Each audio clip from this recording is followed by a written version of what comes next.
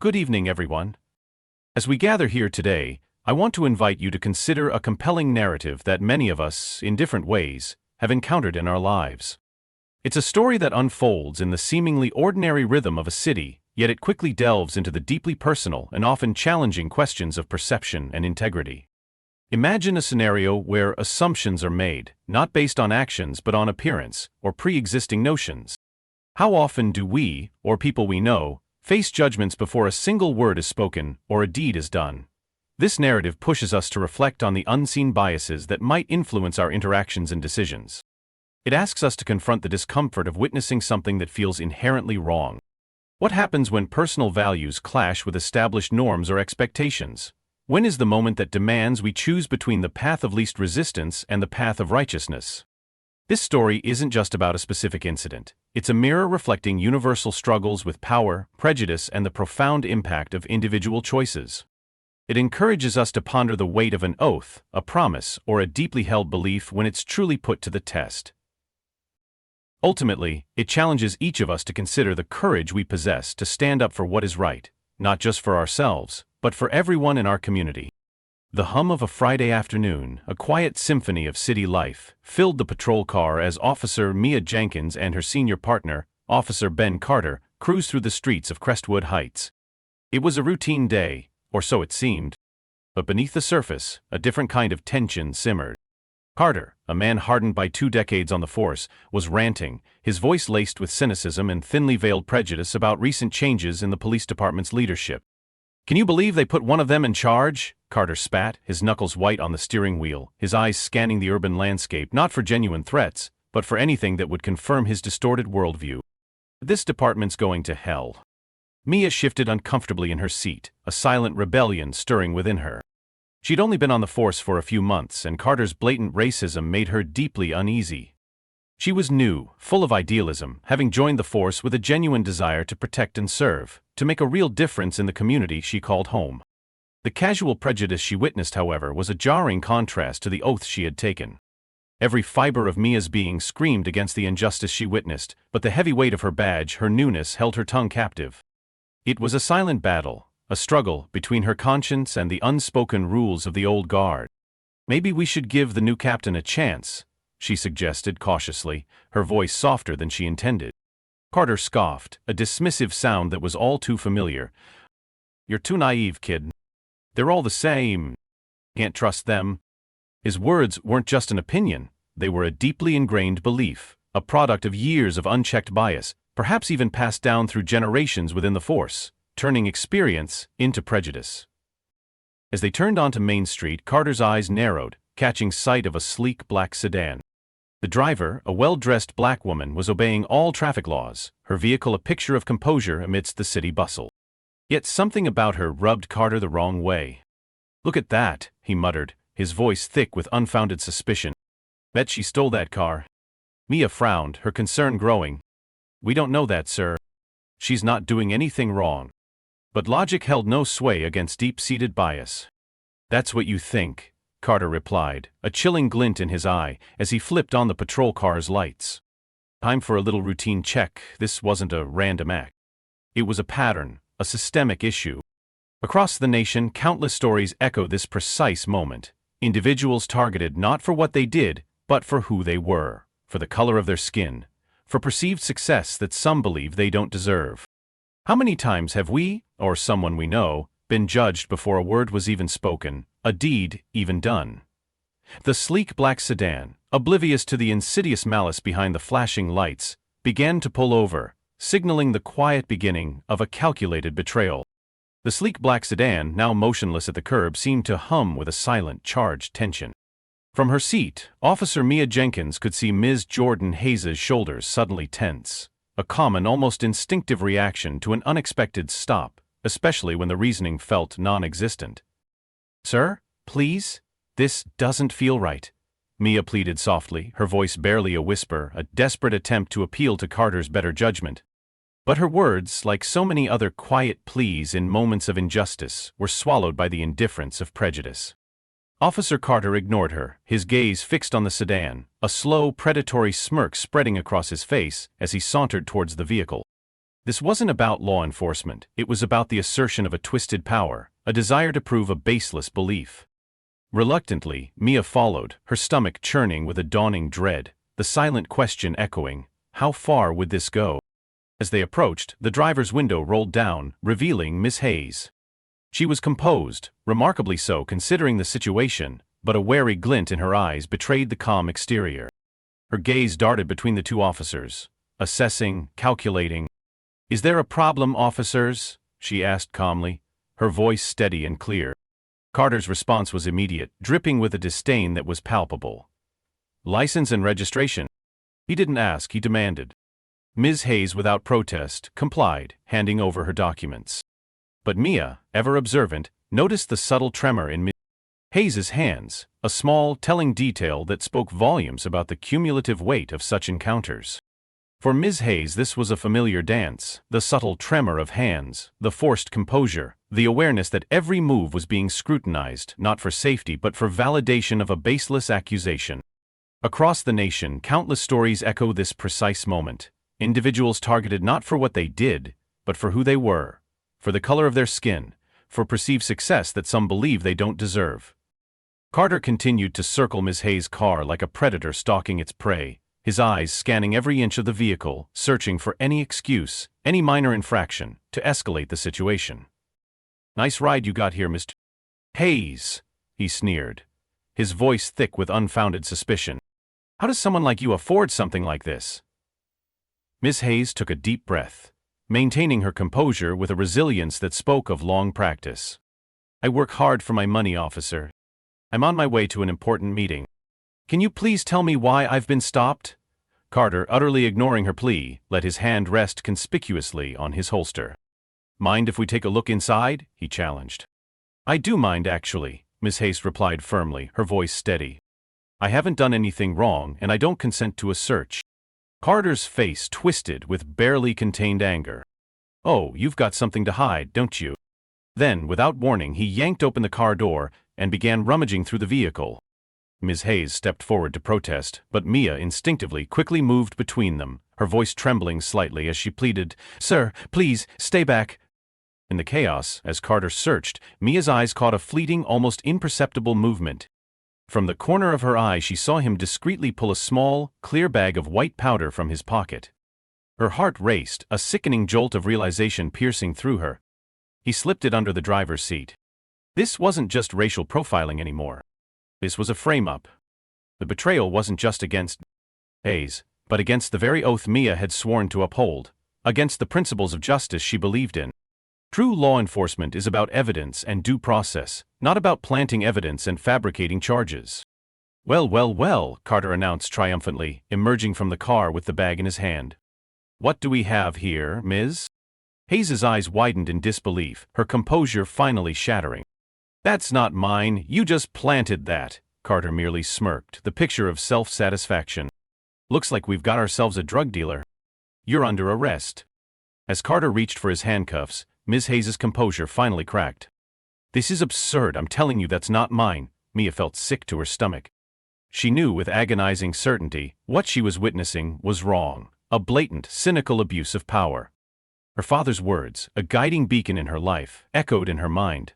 A true officer protects and serves all people, not just the ones who look like us. The tension in the air was palpable, thick with injustice and fear. Ms. Hayes, realizing the immense gravity of the situation, looked at Mia with pleading eyes, a silent plea for help, for truth. "Officer, you saw what happened." "Tell him this isn't right." Carter spun around, glaring at Mia, his voice a low, menacing growl. "Don't you listen to her, rookie. This is how we clean up the streets." Mia stood frozen, torn between her duty to her partner, the hierarchy of the force, and her moral obligation to uphold justice. The weight of the moment pressed down on her, demanding a decision that would not only change the course of her career, but perhaps define her very life. As Carter moved to handcuff Hayes, the situation teetered on the very edge of explosion, a precipice from which there would be no easy return. The next few moments would determine whether justice would prevail, or if an innocent woman's life would be cruelly destroyed by unchecked prejudice and corruption. The world seemed to slow down as Mia watched Carter reach for his handcuffs. In that moment, a flood of memories washed over her. She saw her father's proud smile when she graduated from the police academy, heard the countless stories of integrity and honor she'd grown up hearing, felt the weight of the oath she had taken to protect and serve. These weren't just abstract ideas, they were the very bedrock of her being, now violently shaking under the weight of injustice. This wasn't just a career on the line, it was Mia's soul. A tremor ran through Mia, but it wasn't fear. It was resolve. A strength she hadn't known she possessed welled up from deep within her. It was the collective voice of every person who had ever been unjustly targeted, every silenced plea, every broken trust. It was the unshakable truth that stared her in the face. "Stop!" Mia's voice rang out, clear and firm, surprising even herself with its unyielding power. The words sliced through the strained silence, echoing with a sudden, undeniable authority. Carter froze, his hand halfway to Ms. Hayes' wrist, his face contorting with a mix of shock and rage. "What did you say, rookie?" he spat, his voice low and dangerous. Mia stood her ground, her gaze unwavering, meeting Carter's furious eyes head-on. "I said stop, Officer Carter. This isn't right, and you know it." The unspoken accusation hung in the air, heavy and undeniable. Carter's face turned crimson, a vein throbbing in his temple. "You listen here, you little punk. I've been on this force longer than you've been alive. You don't get to tell me what's right or wrong." His words were meant to intimidate, to diminish, to reassert the old hierarchy of power. But Mia refused to shrink. Her father's words echoed louder now, bolstering her courage. "Maybe not," Mia replied, her voice steady, defying his attempt to belittle her. "But I know what I saw.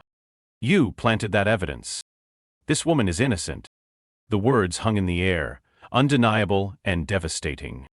Ms. Hayes, still tense, but now with a glimmer of hope in her eyes, remained silent, watching the confrontation unfold, a silent witness to Mia's extraordinary act of defiance. Carter's voice dropped to a menacing growl, filled with venom. "You're making a big mistake, kid. I can end your career right here, right now. Is that what you want?" For a split second, doubt, cold and sharp, crept into Mia's mind. Her dream had always been to be a cop, to make a difference. Was she really willing to throw it all away for a woman she didn't know, against a partner she was supposed to trust? The weight of choice pressed down on her, where the path of least resistance diverged sharply from the path of righteousness. But then, she looked at Ms. Hayes, saw the fear and desperation in her eyes, mixed now with a fragile hope. And Mia knew. She couldn't back down.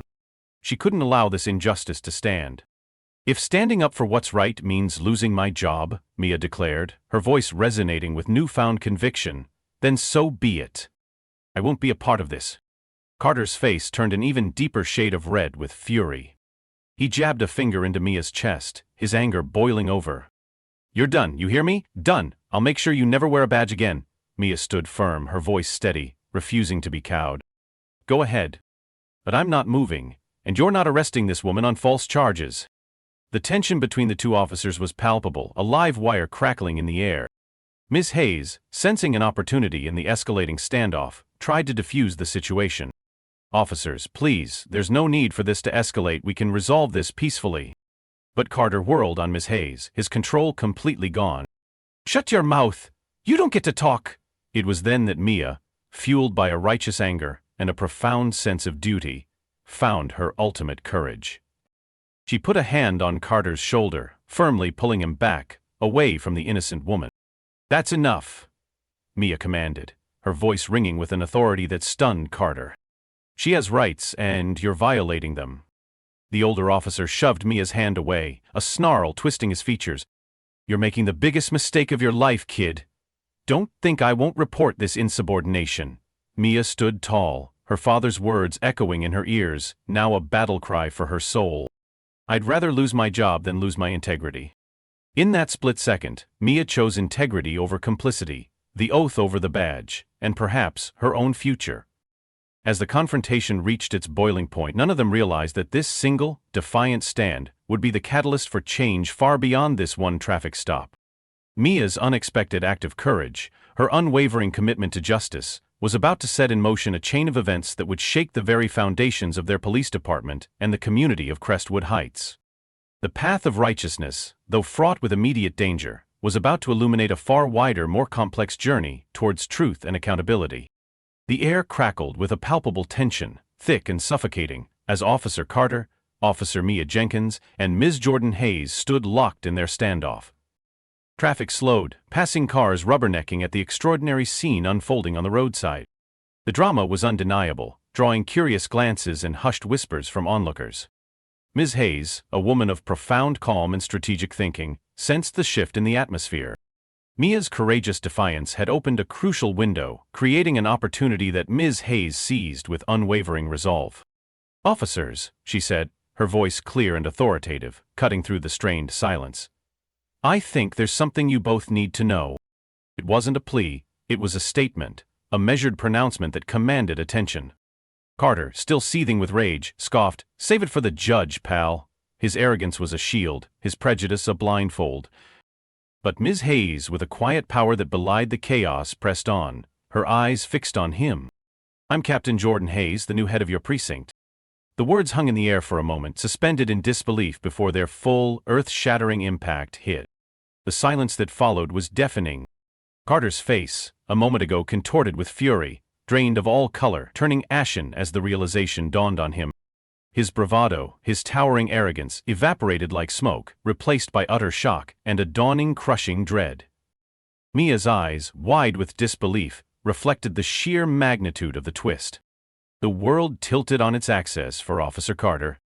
The woman he had so arrogantly profiled, so brazenly framed, was not just an innocent citizen, but his superior. The very person he had scoffed at earlier as one of them. In that stunned silence, Captain Hayes slowly reached into her jacket. Both officers tensed, their instincts screaming. But she pulled out only her official police badge and ID. Mia, still in a state of shock but regaining her composure, took the badge, examining it closely, the weight of truth settling in her hand. She then handed it to Carter. The older officer's hand trembled visibly as he took it, his fingers fumbling, the magnitude of his colossal mistake crashing down on him. The color drained from his face further as he stammered, I didn't know." His voice was a thin, pathetic whisper of his former bluster. Captain Hayes's response was a poignant, powerful question that cut to the very core of the issue. Would it have made a difference if you did? Her gaze was steady, unwavering, holding Carter accountable. Should it make a difference? Every citizen deserves to be treated with respect and dignity, regardless of their position or the color of their skin. This was the universal lesson, a truth that transcended rank or circumstance. It wasn't just about her authority, it was about the inherent dignity of every human being, a fundamental right that Carter had so brazenly violated. This resonated deeply, a stark reminder of the systemic injustices that plague communities. Desperate to salvage his shattered career, Carter began to backpedal frantically. "Captain, I can explain. You see, we've had reports of drug trafficking in the area and—" But Captain Hayes cut him off, her voice firm, leaving no room for his excuses. "David, Officer Carter. I saw you plant those drugs in my car, officer. And Officer Jenkins here saw it too, didn't you?" Her gaze flickered to Mia, a silent invitation, a moment of profound validation. Mia, her face a mix of relief and newfound resolve, nodded firmly. "Yes, Captain." Carter's desperation morphed into raw, unfiltered anger. He rounded on Mia, his face contorted in a snarl of betrayal. "You little rat. After everything I've taught you, you're going to side with her?" Mia met his gaze, unflinching. "I'm siding with the truth, Officer Carter," she replied firmly, her voice echoing with a quiet power. Captain Hayes stepped between them, her presence commanding. "That's enough, Officer Carter. Your actions today have not only violated department policy but the law." Her voice was clear, decisive.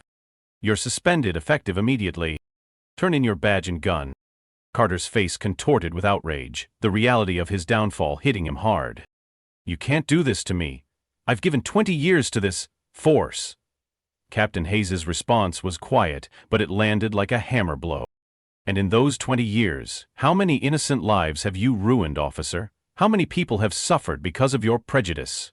The weight of those questions, the undeniable truth of his actions, seemed to crush Carter. His shoulders slumped, the reality of his corruption finally sinking in. He had used his power to harm, to betray the very people he swore to protect, and now, that power was stripped away by the very person his prejudice had sought to diminish. As Captain Hayes turned to radio for backup, a small crowd had gathered, drawn by the unfolding drama. Many had phones out, recording the scene. The story of a corrupt cop caught in the act by the very person he was trying to frame was about to go viral, a testament to the power of a single moment captured, echoing the untold stories of countless others. Mia, still processing everything that had happened, turned to Captain Hayes, her voice laced with remorse. "Captain, I'm sorry for not speaking up sooner." Captain Hayes placed a reassuring hand on Mia's shoulder, her gaze warm with understanding. "You did the right thing when it counted, Officer Jenkins. That's what matters." This wasn't just a reprimand for Carter, it was an initiation for Mia, a testament to her commitment to justice, forging a bond that would redefine leadership and integrity within the force. This pivotal moment, born of prejudice and courage, was about to set the stage for a much larger transformation. As Captain Hayes turned to radio for backup, a small crowd had already gathered, drawn by the unfolding drama. Many held up their phones, recording the scene.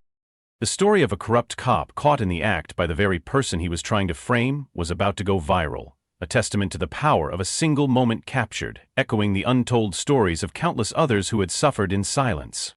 This wasn't just a local incident, it was a spark that would ignite conversations far beyond Crestwood Heights.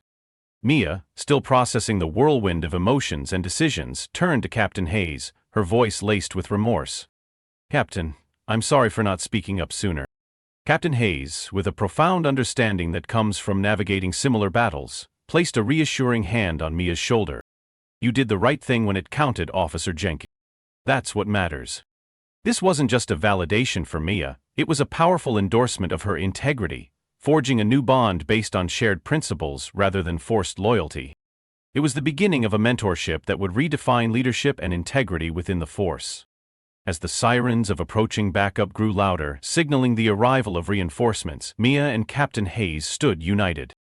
This was no longer just about one traffic stop gone wrong. It had become a flashpoint for the community's long-simmering grievances.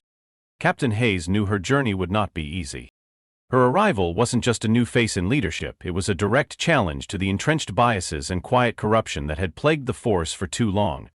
She understood that true reform meant dismantling not just individual biases, but systemic failures that allowed prejudice to fester and power to be abused. She would embark on a mission to rebuild trust, implement training programs focusing on de-escalation and unconscious bias, and create transparent accountability measures.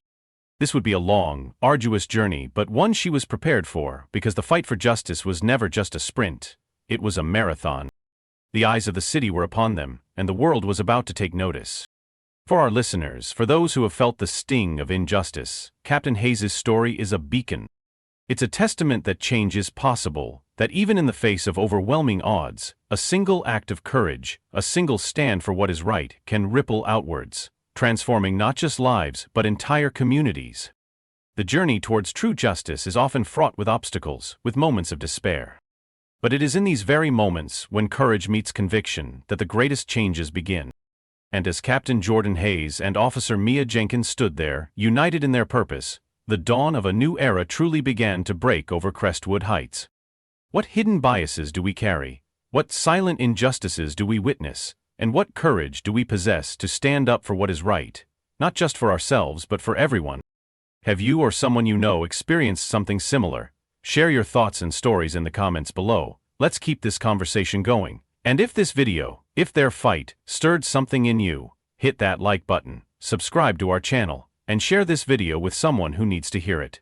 Because the more voices that speak out, the louder the truth rings, and the harder it becomes for the echoes of injustice to linger. Thank you for listening.